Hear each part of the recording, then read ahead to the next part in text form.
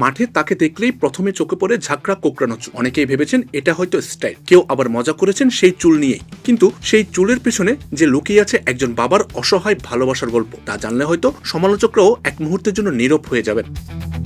স্পেনের বিশ্বকাপজয়ী defender Marc Cucurella জানিয়েছেন তার লম্বা চুল কোনো ফ্যাশন নয়, বরং তার বড় ছেলে মাতেওর জন্য দেওয়া এক নীরব প্রতিশ্রুতি। কুকুরেয়ার 3 সন্তান, মাতেও, রিও ও বেলা।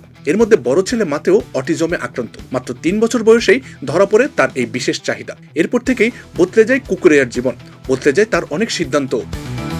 স্প্যানিশ সংবাদ মাধ্যমকে দেওয়া এক সাক্ষাৎকারে কুকুরিয়া জানান, ছেলে মাতেও তার লম্বা চুল খুব পছন্দ করে। শুধু তাই নয়, কখনো যদি ছেলের পক্ষে তাকে চিনতে কষ্ট হয়, তাহলে এই ঝাঁকড়া চুলই যেন বাবাকে চিনে নেওয়ার সবচেয়ে সহজ উপায় হয়ে থাকে। তাই আর চুল কাটার কথা ভাবেন না তিনি। কথাগুলো বলতে গিয়ে আবেগ ধরে রাখতে পারেননি 28 বছর বয়সী এই ডিফেন্ডার।